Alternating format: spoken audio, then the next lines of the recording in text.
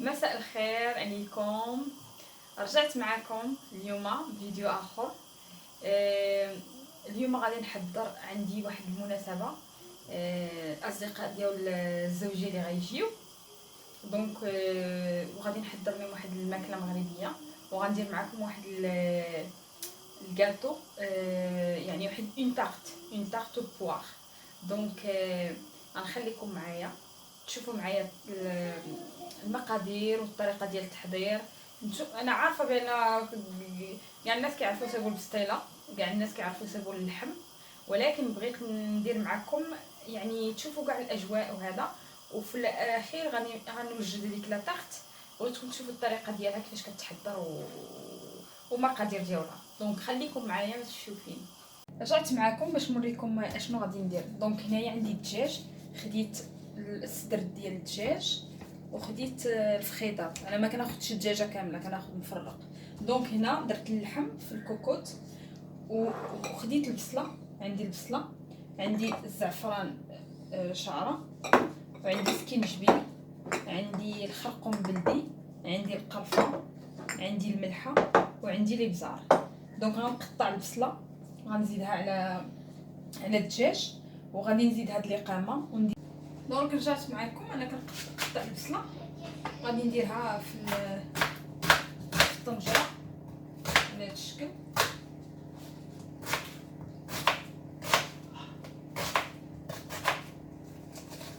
عندنا واحد البروبليم هنايا، ما عندناش الورقه ديال البسطيله مزيانه. دونك الورقه ديال البسطيله ما عندناش زوينه، ولكن انا كنتشكى منها يعني الورقه ديال البسطيله. دونك عندي طريقه اخرى يعني باش كنجمع انا البسطيله، وغنشاركها معكم تشوفوا كيفاش يعني كنقطعها على هذا الشكل. كنزيد على يعني كنديروا كيلو ديال البصله، في دونك رجعت معكم البلاد. دابا درت البصله واخا بكاتني تو بيان. دابا غندير القامه، هذا البزار،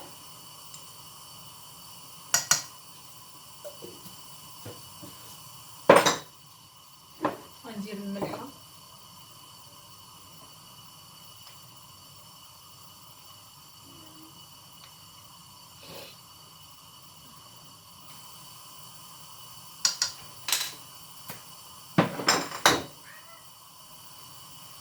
ديزولي البصله حاره بزاف. غندير قرفه،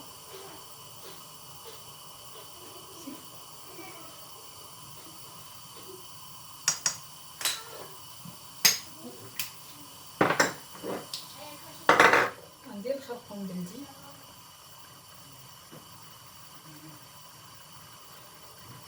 والإقامة راه عندكم ميزانكم، يعني كل واحد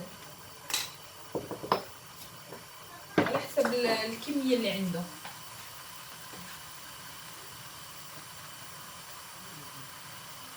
سكينجبير حقيقة نديرو معلقة صغيرة ديال القهوة ونص. هذا زعفران شعرة، غادي ندير واحد هاد الزعفران اللي عندي هذا جابوا لي راجل اختي من ايران.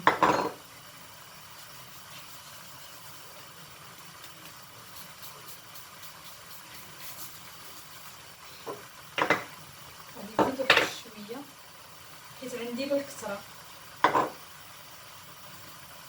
كيجيب لي دي ساشي. وغندير دابا هي الزيت ديال كندير انا ديال الزيت ديال الزيتون،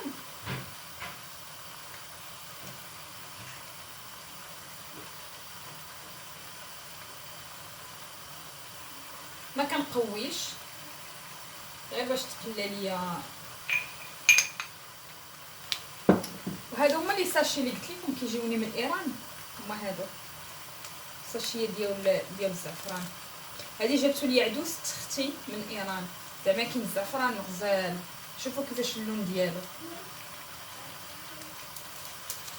دونك انا درت كلشي كيغلى، هانتوما كتشوفوا على العافيه. فوق البوطه. درت كاع لي قامه غنخلي دابا غنزيد عليه دابا المعدنوس. ما غنديرش القزبر، غندير غير المعدنوس. دونك دابا غندير القزبر لا المعدنوس. انا كنشريه وكنقطعو وكنديرو في هاد لابواط وكنبقى ندير بالقياس يعني بحال خاصني. غادي دابا نبدا نقلب حتى تشحر ليا مزيان هذيك لي قامه كما كتشوفوا بحال اللي كنتشوفوا.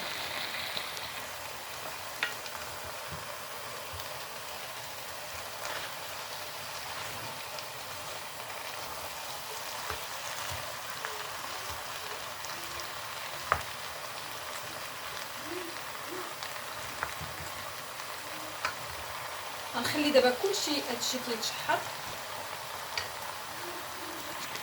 حتى يدغمر مزيان وياخذ المهم يتشحر مزيان.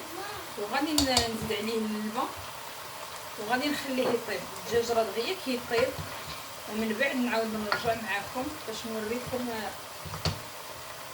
الباقي. دابا غندوز لحاجه اخرى هو اللحم.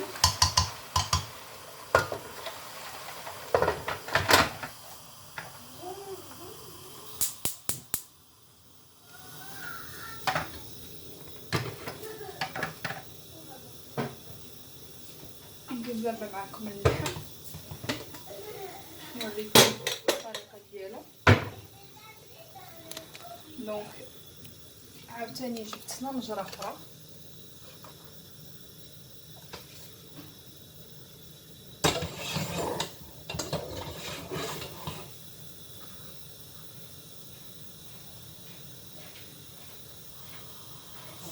اخرى غندير فيها عاوتاني لي قامه.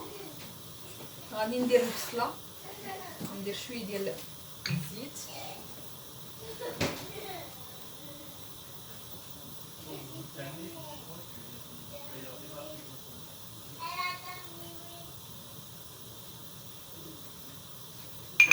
غندير زيت الزيتون غنزيد عليها البصله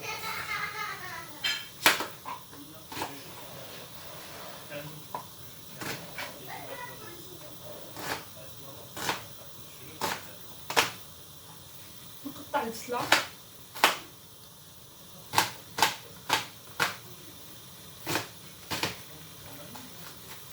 نزيد على اللحم حتى هي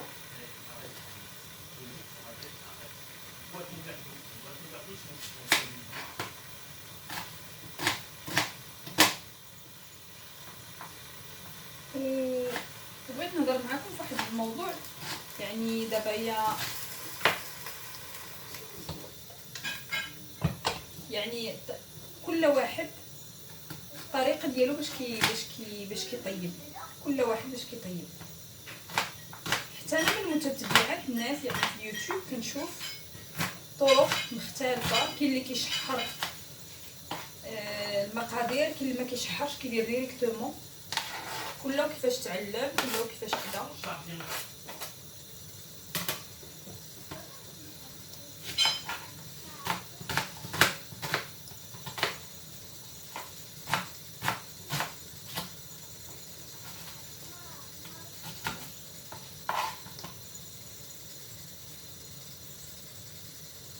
دونك رجعت معكم درت دابا الكوكوطله، درت اللحم ودرت عليه البصله والمعدنوس والقزبر وشويه ديال وسكينجبير. ودابا غنكمل لي قامه اللي غادي ندير كامله.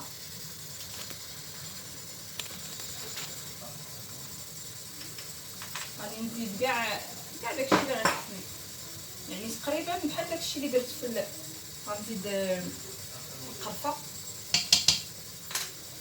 الحق القرفه ما نقوش منها. وغادي ندير زعفران بلدي. هذا كنطيب به بزاف وكنجيبو معايا من المغرب. يعني كنطحنو كنجيبو من المغرب. ندير الملحه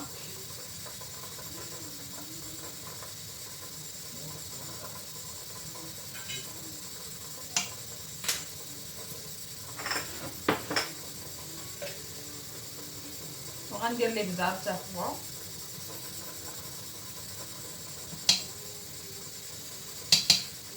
المعلقه راه غير صغيره، داكشي علاش كنهز بزاف. هادشي كامل دابا غنخليه يتشحر كما كتشوفوا، نخليه يتشحر. وهذا راه الدجاج اللي كيتشحر كما كتشوفوا.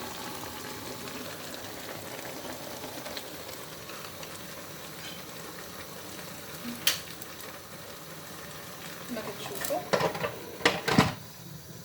هذا الدجاج وهذا اللحم. غندير بسطيله ديال الدجاج وبسطيله ديال الدجاج وغندير اللحم عفوا. دونك هادشي غنخليه كله يطيب وغنخليه يتشحر داكشي. اللحم غنزيد ليه الماء وغنسد عليه، والدجاج حتى هو غنسد عليه، غندير ليه شويه د الماء ماشي كثير، وغادي نسد عليه غير شويه لحقاش الدجاج غير كيطيب. وانا مزروبه به، كون ما كنتش مزروبه غنخليه يطيب غير فوق العافيه هكا. دونك غادي نخلي هادشي يطيب وغادي نعاود نرجع معكم باش نوريكم المقادير ديال لا طارت بواغ اموند.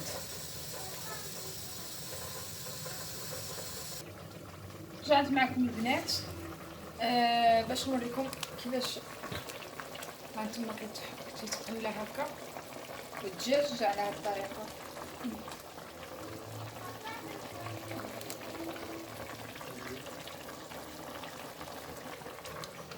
دونك دابا غنزيد عليهم الماء غير شويه ماشي بزاف.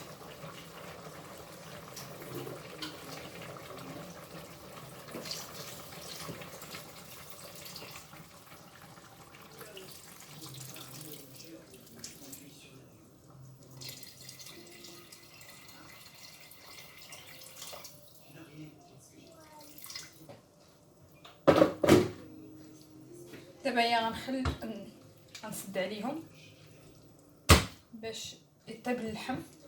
سيرتو اللحم خاصو يطيب مزيان.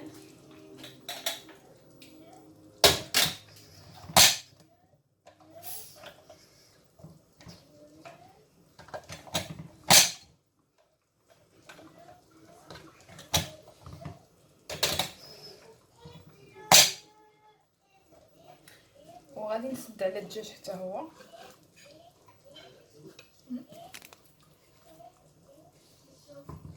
بهاد الطريقه ملي كديروا الفخيدات وغير الصدر كيطيب دغيا، يعني ما كياخذش بزاف ديال الوقت.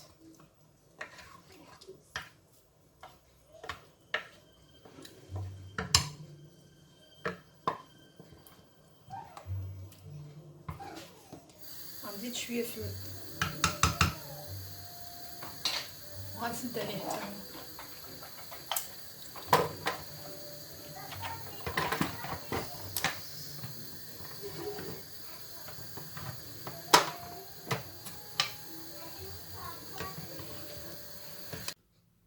غنوريكم اللحم دابا كيفاش جا حتى هو. ها هو جا على هاد الشكل. مازال غنزيد ليه البرقوق والمشماش. غنزيد ليه البرقوق والمشماش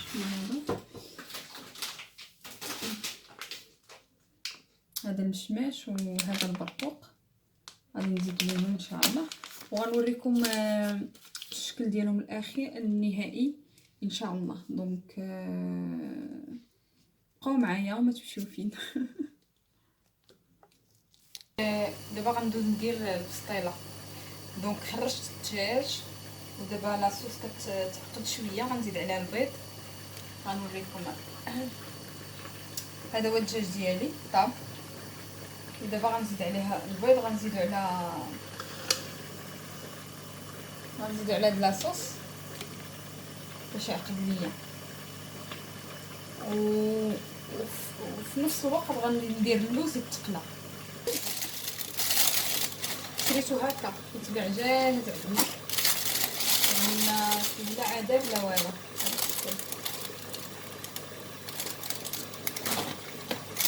غنديرو في الزيت بارده.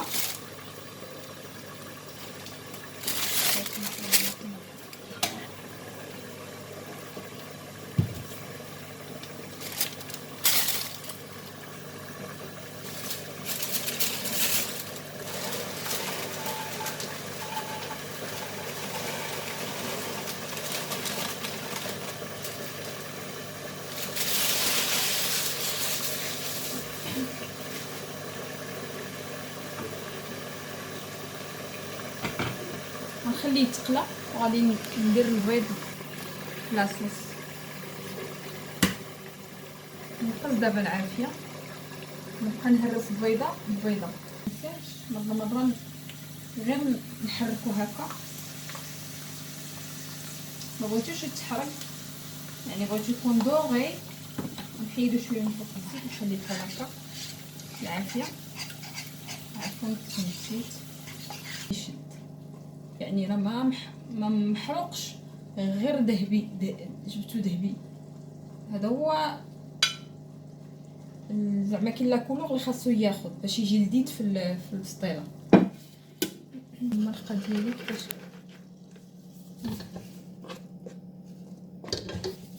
يعني خصنا نخليو البيض يطيب مزيان.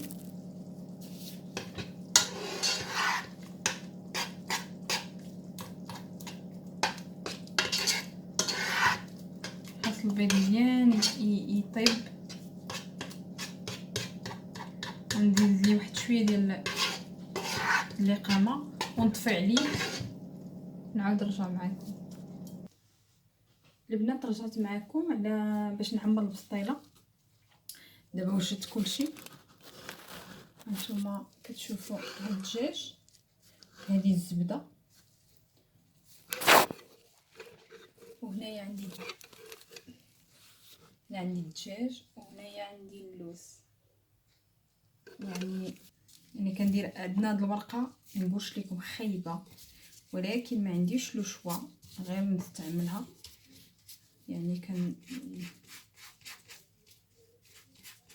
يعني كنعمرها بالزبده بحال هكا، كنديرها وسط واحد الزلافه بحال هكا غير باش تشد ليا لا فورم، حيت انا غندير غير بسطيلات صغيورين باش نكبرهم. دونك حيت غنقلبها يعني غندير اللوز هو الاول والدجاج على باش البيض. غنبدا باللوز هو الاول حقاش غنقلبها ماشي بحال ديال المغرب.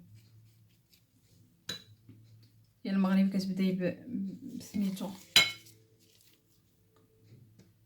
عاد باش الدجاج. غندير شويه ديال الدجاج شويه ديال البيض، يعني ماشي مشكله اي حاجه بديتو بها.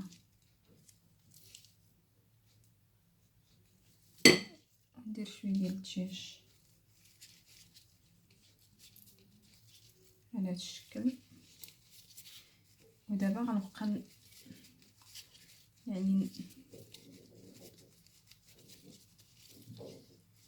حيت الورقه عندنا خايبه وما كت يعني ما كتمشي بحال ديال المغرب، كتكون مخدومه على اليد بحال هكا. كندير ليهم انا كنعمرهم بالزبده، يعني ما عندناش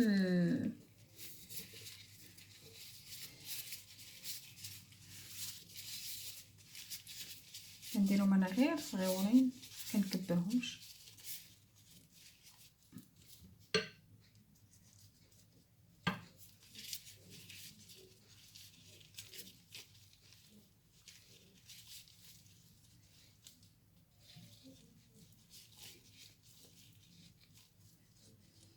يعني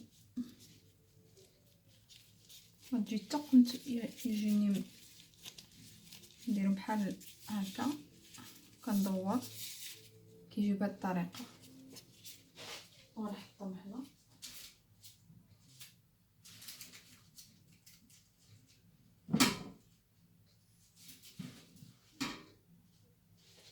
نعاود معكم واحده اخرى. يعني كنشد ورقه كنقطعها على 4 بحال هكا باش كنديرها الوسط ما تقطعش ليا العجينه.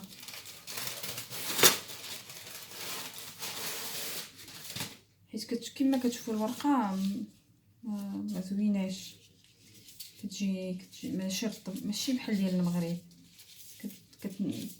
يعني كنشدها كنحيد لها داك الراس الفوقاني باش ما تجينيش غليظه بزاف. ضروري نلقاو الحل.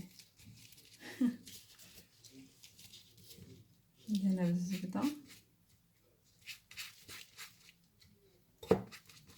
البسطيله راه كتبغي الورق، كتبغي الزبده بزاف، كتبغي تكون ميدمه وتكون باش تجي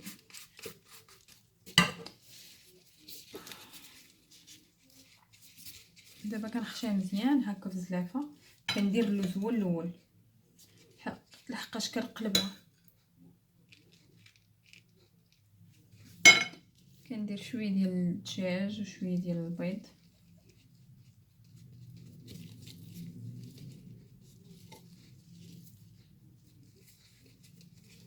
نحاول يعني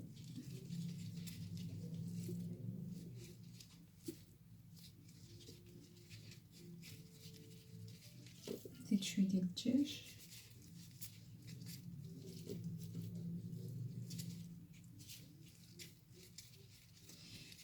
يعني ما كنكثرش بزاف باش الواحد بحال كيساليها. كتعرفوا الناس ديال هنا ما كياكل ماشي ما كياكلوا، ولكن حاجه كتكون غريبه عليهم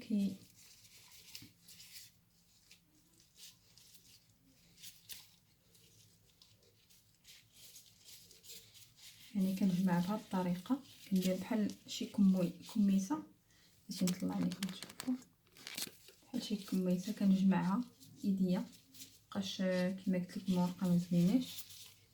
كتجمع بحال هكا وكندور اتجاه المعاكس ديال بحال هكا. وعاد باش كنزيد ليها الزبده من كل جهه، كل جناب.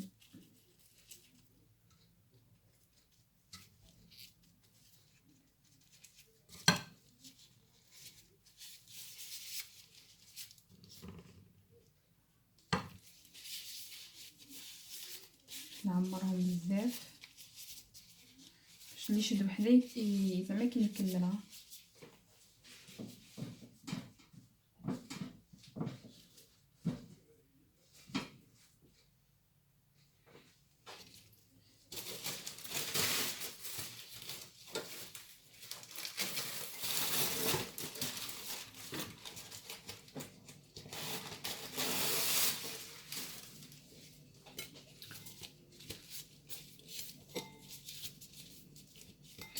نعاود معكم واحده اخرى باش تشوفوا مزيان. انا العجينه كنحيد لها ديك الورقه الفوقانيه، كنحيدها.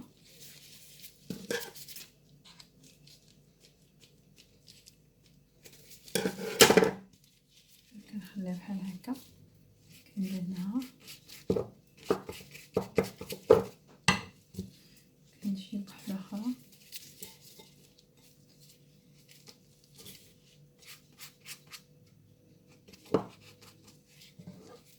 كندهنها. يعني كنخشيها في الوسط ديال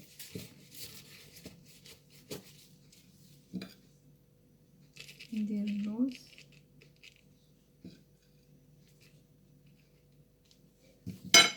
كنجي كندير الدجاج. يعني كنبقى مستمره بهذه الطريقه حتى كنسالي كلشي. نسالي الورقه ديالي، ندير شويه الدجاج عاوتاني حيت الدجاج درت بزاف، يعني خصني نساليه. وكنبقى مستمره على هكا حتى نكمل كاع السيطرات ديالي اللي غيجيوني بهذا الشكل. اللي كنشوفوا بهذا الشكل. دونك هذه هي البسطيله. انا غندخلها دابا الفران طيب وغنوريكم الشكل ديالها النهائي. هذا هو الطاجين بالبرقوق والمشماش. هو طاب درتو في الطاجين صافي. كنوجد شويه بلا الناس يجيو. هذا هو الشكل النهائي ديال البسطيله اللي درت معكم البارح. ها هو على هذا الشكل.